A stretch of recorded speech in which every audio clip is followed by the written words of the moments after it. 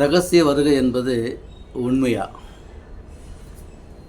சில கிறிஸ்தவர்கள் ரகசிய வருகை என்று இருக்குதுன்னு சொல்லியிருக்காங்க. அது பரிசுத்த வேதத்தில் சொல்லப்பட்டிருக்கிறதா? அதை பற்றி ஆராய்வோம். ரகசியம் என்பது நம்ம சொந்தமோ சக்குவமோ இல்லை, அடுத்த சொந்தக்கார வீட்டுக்கு நம்ம போகும்போது சர்ப்ரைஸாக போவோம். அது மாதிரி ஆண்டவர் வரப்போகிறது கிடையாது.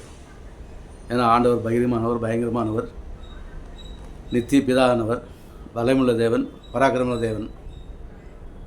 ஒரு வேதத்தில் சொல்லப்பட்டிருக்கிறது. ஆமோஸ் 3 அதிகாரம் 7 வசனத்தில், என்னுடைய ஊழியக்காரருக்கு தெரிவிக்காமல் ஒரு காரியத்தையும் நான் செய்ய மாட்டேன் அப்படி சொல்லியிருக்கார். அப்போ அவர் ஊழியக்கார பிள்ளைங்களும் தீர்க்கதரிசிகளுக்கு அவர் வார்த்தையை ரகசியத்தை சொல்லாமல் எந்த ரகசியமும் செய்கிற காரியம் இல்லை. அப்படின்போது ரகசிய வருகை என்பது எங்கே உண்மையாக பரிசுத்தத்தில் சொல்லப்பட்டிருக்கிறதா? நம்ம ஆராய்ந்து பார்ப்போம்னால், கர்த்தராகிய இயேசு கிறிஸ்து ஆபிரகாமை சந்தித்த போது ஆதியாகமம் 18 பூரா நீங்கள் வாசித்து பார்த்தீங்கன்னாக்கா ரொம்ப அழகாக தெளிவாக சொல்லியிருக்காரு. அப்போ சோதோம் கோபுரத்து பட்டணத்துக்கு செய்ய போகிற காரியத்தை நான் ஆபிரகாம் சொல்லாமல் செய்யணும். இப்போ 20 உரையாடும் போது பேசிக்கொள்கிறார்கள். நான் சோதனை பட்டணத்தை அழிக்க போகிறேன். அவங்க 2 தூதர்கள் அனுப்பி விட்டுறாங்க. ஒரு கர்த்தரோடு கூட உரையாடி கொண்டிருக்கிறார். 50 நீதிமன்றங்கள் இருந்தால் பரவாயில்லையா? சொல்லி 30, 40, 10 நான் ஒரு நீதிமன்றத்தில் நான் அழிப்பதில்லை அப்படி சொல்லிட்டு சதவங்கள் போனார். இங்கேருந்து புறப்பட்டு சதவங்கள் போகும்போது அங்கே லோத்தினுடைய இடத்துக்கு போகிறாங்க 2 தேவதூதர்கள். அங்கே போய் ஒரு தெருவாசலில் போய்ட்டு அவங்க நின்றுட்டுருக்காங்க. லோத்து அவங்கள பார்த்து வாங்க, அவங்கள காலில் இது பண்ணி காலில் தண்ணி கொடுத்து ஒரு வீட்டுக்கு அழைத்து வர்றாங்க. அப்போ இது உண்மையா அப்படின்னு தெரிஞ்சதுக்காக அவங்க வீட்டுக்கு வராங்க. அன்றைக்கு ராத்திரி சம்பவம் நடக்குது. அங்கே கூக்குரல் எழும்புது. லோத்தினுடைய பிள்ளைகளில் இருக்காங்க. உங்கள் வீட்டில் யார் வந்திருக்குது? பரதேசி, அவனை வெளியே அனுப்பிவிடு. அப்போ இது எல்லாம் உக்கிரமான ஏற்பாடு. அது எல்லாம் நீங்கள் கதை பூரா நீங்கள் படித்து பார்த்தீங்கன்னா ரொம்ப அழகாக தெரியும். அவங்க கூட்டாட்டம் வர வைக்கிறாங்க. அவங்களுக்கு கண்மணி தெரியாத போகுது. அப்போ லோத்து எவ்வளோ கெஞ்சிறாரு அவங்கக்கிட்ட. அவங்க இது பண்ணுறது மாதிரி இல்லை. இருந்தாலும் அவர் நீதிமான இருக்கிற லோத்துவை, அவர் குடும்பத்தை 2 தேவதூதர்களும் கைப்பிடித்து வெளியே இழுத்து வந்து, நீங்கள் உயிர் தப்பிக்க ஓடி போங்கள் இங்கேருந்து அப்படின்னு சொல்லிட்டாங்க. அது என்னுடைய கண்களில் கிருபை கிடைச்சது. அவங்க வெளியே போயிட்டாங்க, அழித்தாங்க.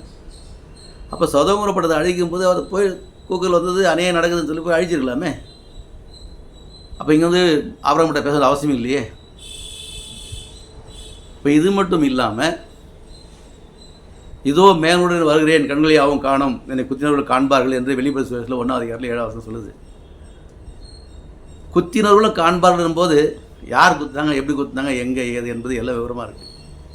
கர்த்தர் சிலுவையில் அறையப்பட்ட போது விலா எலும்பில் ஈட்டி எடுத்து குத்துனாங்க. இங்கே ரத்தமும் நீரும் வெளிவந்தது. அவங்க குத்துனாங்க.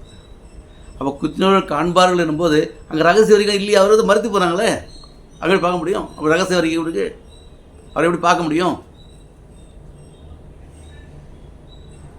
ஒவ்வொன்றத்துக்கும் தேவன் அச்சு அடையாளங்களை அப்படி அப்படியே வச்சிருக்கார். நீதியுள்ள தேவன், நியாய தீர்ப்பின் தேவனாக இருக்கிறார். இது மட்டும் இல்லைங்க. 1 Thessalonians 4 அதிகாரம் 16 வசனம் சொல்லப்பட்டிருக்குது. இதோ பரிசுத்தவான்களோடு எக்காள சத்தத்தோடும் 1000 தூதர்களோடும் முழக்கத்தோடு வருகிறார். அப்போ ஒவ்வொரு காலத்தில் அங்கே முழக்கத்தோடு வருகிறார் அப்படின்னு சொல்லும்போது சாதாரண வரலையே. எக்கால சத்தத்தோடு எவ்வளோ பயங்கரமாக இருக்கும், எப்படி இருக்கும்? இப்போ ஒரு மனிதனும் தூங்குற மனிதன் எழுந்திக்குவான், வேலை செய்கிற மனிதன் திரும்பி பார்ப்பான். அப்போ அந்த இடத்துல சொல்கிறாரு, மருத்துவர்கள் நமக்கு முந்தைய திருப்தி அடைவதில்லை, மருத்துவர்கள் முதலாக எதிர்ப்ப நாமும் மறுமுகப்படுவோம் அப்படின்னு சொல்கிறாரு. இவ்வளோ விவரமாக இருந்தும் ரகசிய வருகை சொல்லி தேவனுடைய வார்த்தையை புரட்டி போடுறாங்க. தவறான உபதேசத்தை கொடுத்துட்ருக்காங்க. அப்போ தேவன் எந்த இடத்துலையும் தவறாக சொல்லலையே. தேவரை தவறான இல்லையே, பொய் பேசுபவர் இல்லையே, பட்சதாம உள்ளவர் அல்லவே. அப்படி இருக்கும்போது இவங்க எந்த வார்த்தையை வச்சு ரகசியம் சொல்கிறாங்க? 1 Corinthians 15 அதிகாரம் 59 வசனத்தை இதோ ரகசியத்தை நான் சொல்லுகிறேன் அப்படி சொல்லி பவுல் சொல்கிறார். என்ன சொல்ல வர்றாரு, ஏது சொல்லுவார்? மேலே பார்த்தீங்கன்னாக்கா சொல்லுவார், உயிர்த்தெழுதலை பற்றி அந்த மக்களுக்கு அவங்களுக்கு அறிவு இல்லாமல் இருக்காங்க. நீங்கள் அறிவு இல்லாமல் இருப்பது நல்லதல்ல. இதோ மரித்தவர்கள் முதலாக எழுந்திருப்பார்கள், நாம் ஒரு இடத்தில் மறுமாக்கப்படுவோம் சொல்லி சொல்கிறார். இப்போ ரகசியம் வரைக்கும் நாங்கள் ஒன்றுமே இல்லை. ரகசியம்னா என்ன, எதை பற்றி சொல்ல வராரு? அவர் மீன் கீழே பார்த்தீங்கன்னாக்கா நம்முடைய நிலைமை என்ன, நம்ம எப்படி இருந்தோம், எப்படி இருக்க போகிறோம், அவர் வருகிற போது அவரோட கூட எப்படி எடுத்துக்கொள்ளப்படுவோம் அப்படிங்கிறத ரொம்ப அழகாக தெளிவாக சொல்ல வர்றார்.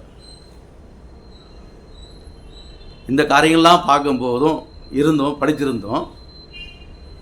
அவங்க என்ன சொல்கிறாங்க? தவறான உபதேசம். கர்த்தராகிய இயேசு கிறிஸ்து இருக்கும்போது சீடர்களை பார்த்து சொன்னார், அப்பா வேத வாக்கியங்களை ஆராய்ந்து பாருங்கள், இப்போ நித்திய ஜீவன் என்று அறிவீர்களே, என்னை குறித்து சாட்சி கொடுக்கணும் அவைகளேன்னு சொல்லி சொல்கிறாரு. இப்போ இவ்வளோ தூரம் இருந்து ஆராய்ந்து பார்க்கணுமே. அது சாட்சி கொடுத்துருக்குது வேதகாமத்தில். ஆதியாகமத்தில் இருந்து வெளிப்படுத்த வரைக்கும் ஒவ்வொன்றா நீ படிக்கும் போது எல்லா இடத்தையும் இயேசு கிறிஸ்துவை பற்றி முக்கிய புள்ளி நடுமைய கருத்து அதுதான். அதுதான் வேறு எதுவும் சொல்லப்படல. இப்போ இந்த 2ஆம் வருகையில் அவர் எப்படி வரப்போகிறாரு, என்ன நடக்கும் அப்படின்னு சொல்லும்போது மத்திய 24 வாசித்து பாருங்கள். சீசர்கள் கேட்டாங்க, உங்கள் வருகை எப்படி இருக்கும், எப்போ நடக்கும் அப்படின்னு கேட்கும்போது, நீங்கள் ஒரு வஞ்சிக்கப்படாத எச்சரிக்கையாக இருங்கள். ஏன் சொன்னார்? என் கள்ள கிறிஸ்தவர்களும் அந்திகத்தில் தெரிஞ்சு கொள்றவர்களையும் வஞ்சிக்கத்தக்கதாக போதகம் செய்வார்கள் அப்படி சொல்கிறார். அப்போ அந்த சொல்ல வராரு, கிழக்கிலிருந்து மின்னல் புறப்பட்டு மேற்கு பக்கம் எப்படி பிரகாசிக்கிறதோ அதே போலவே மனித குலனுடைய வருகை இருக்கும் அப்படின்னு சொல்லி அடித்து சொல்கிறாரு. அப்போ பிரகாசம் மின்னல் வரும்போது அப்படியே எல்லா இடமும் தெரியுது. அப்போ மனிதனோட வருகை அப்படி தானே இருக்கும். அப்படி ரகசிய வருகை எங்கே இருக்குது ஐயா? இது ஒரு பக்கம் இருக்கட்டும். 1000 வருட அரசாட்சி, 1000 வருஷ ஆட்சி எங்கே நடக்கும், எப்போ நடக்கும், எங்கே நியத்திருப்பு இருக்குது? 1000 வருஷ ஆட்சி பூமி இல்லையா? வேதகாமம் அழகாக தெரியுது. வெளிப்படுத்த 20 அதிகாரம் பூரா படித்து பார்த்தீங்கன்னாக்கா ரொம்ப தெளிவாக சொல்ல வர்றாரு. 1000 வருஷ அரசாட்சி பரலோகத்தில் நடக்கும். 1000 வருஷம் முடிஞ்ச ஏற்பாடு பரலோகத்திலிருந்து இறக்கப்பட்டு புதிய எருசலேம் வரும்போது 2ஆம் மரணம் 3ஆம் வருகையில் உங்கள் எல்லாம் அத்தனை மரித்தவர்களும் உயிரோடு எழுதிருப்பாங்க. தேவனோடு போர் செய்கிறதுக்கு எல்லா கோகையமாக எல்லாம் சேர்ந்து சாதனுடைய கூட்டத்தை எல்லாமே இருப்பாங்க. இந்த 1000 வருட அரசாட்சியில் சாத்தான் சங்கிலியால் கட்டப்பட்டு இங்கே சைலன்ஸாக இருப்பான், யாருமே இல்லை. அப்போ தான் 1000 வருஷம் ஆட்சி பரலோகத்தில் நடக்கப்படுது. நுட்ப நியாயவேசனம் கூட நடக்கும். யாரார் என்ன செய்தாங்கன்றது எல்லார் விஷயம் ஒவ்வொருத்தர் பரிசுத்தவான்கள் தேவத்தூர்களையும் நீங்கள் நியாயம் விசாரிப்பீர்களேன்னு சொல்லி ஆண்டவர் சொல்கிறாரு. இப்போ அந்த அளவுக்கு இருக்கும்போது ரகசிய வருகை உண்மையா? வேதம் சொல்லுகிறதா? வேதத்தில் ஏதாவது எந்த இடத்துலையாவது சொல்லப்பட்டிருக்கிறதா? சொல்லுங்கள். அப்படி உங்களுக்கு யாரும் சந்தேகம் வந்தால் நீங்கள் என்னுடைய ஃபோன் நம்பர் எடுத்துங்க, டாலரை வாங்க, பேசலாம். என்ன இருக்கும்போது ஆராய்ந்து பார்க்கலாம். தவறான வார்த்தைகள் இருக்கக்கூடாது. அப்போ 7 வாதைகள் நடக்குமா? அது பாடு அந்த கிறிஸ்து வருவானா? அது பாடு இயேசு கிறிஸ்து ரகசியமாக வருவாராம். என்னையா இது? 7 வாதைகள் எங்கே நடந்தது, எப்படி நடந்தது அப்படிங்கிறத எல்லாமே யாத்ரா புத்தகம் இல்லாமல் படிச்சிருக்கோம். எகிப்திலேருந்து அந்த புறப்பட்டு வரதுக்கு முன்னாடி கர்த்தராகிய இயேசு கிறிஸ்து அந்த இதில் அவங்கள வாதிக்காக எல்லாம் வாதித்தார். கர்த்தர் யார் என்பதை அவனை தெரிந்து கொள்ளத்தக்கதாக, அவர் நீதி செய்கிற தேவன் என்பதற்காக, ஒரு அன்புள்ளவர் என்பதற்காக எல்லாவற்றையும் செய்து காமிச்சார். அந்த இது தான் ஆண்டவர் எல்லாம் தெளிவாக சொல்லி இருக்கும் போதும் நீங்கள் ரகசிய வருகைன்னு சொல்கிறீங்க. எப்படி அது உண்மையா? கொஞ்சம் சிந்திச்சு பாருங்களேன். ஆண்டோடைய வார்த்தை ஏன் புரட்டி போடுறீங்க? தவறான உபதேசம் எதுக்குங்க? பொய் உபதேசம் எதுக்குங்க? ஏன்னா உண்மையை நீங்கள் நம்புறதுனால சாத்தான் உங்களை பொய்யை நம்ப வச்சு பொய் பேச வைக்கிறான். நான் சொல்லலைங்க, வேதம் சொல்லுது. புரியுதுங்களா? அதே 2ஆம் அதிகாரத்தில் 9ஆம் வசனத்துலேருந்து வாசிச்சிங்கன்னா 11ஆம் வரைக்கும் வாசிச்சிங்கனாக்கா ரொம்ப கிளியராக எழுதப்பட்டிருக்குது. தேவன் வரலாற்று இதை கதையை எதையுமே மாற்றி போடலைங்க. இது ஒரு கதை அல்ல, இது உண்மை சம்பவம். தேவன் வரப்போகிறார், மௌனமாகிறார். நோவா காலம் முதற்கொண்டு ஏனோ காலம் வரைக்கும் அப்பயே ஏனோக்கு 2ஆம் வருகையை பற்றி சொன்னான். கர்த்தர் இயேசு வரப் போகிறார். அங்கே ரகசியம் நீங்கள் எங்கே சொல்லியிருக்கா?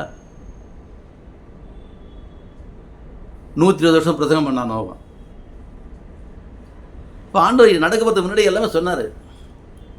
இந்த மக்கள் சீர்பட்டு போயிட்டாங்க, உங்கள் அநியாயம் என் பரலோகத்தை எட்டப்பட்டது, நித்தியம் இவர்கள் இருதயம் கேடுள்ளதாக இருக்கிறது அப்படி சொல்லியிருக்காரு. அப்போ நீங்களும் நானும் நம்ம உள்ளம் எப்பேற்பட்டு இருக்கிறது? எரேமியா 17ஆம் அதிகாரம்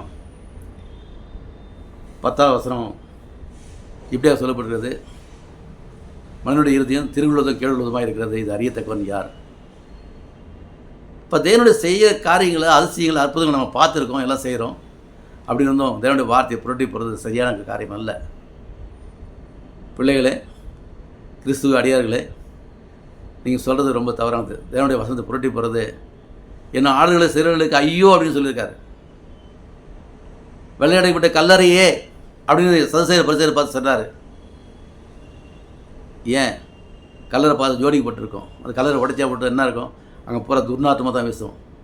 நம்ம உள்ளத்தில் வார்த்தைகள் வரும்போது துர்நாற்றம் வரக்கூடாது, நற்கந்தம் உள்ளதாக இருக்கணும், நறுமணம் உள்ளதாக இருக்கணும், உப்பு சாரமேற்ற உள்ளதாக இருக்கணும்.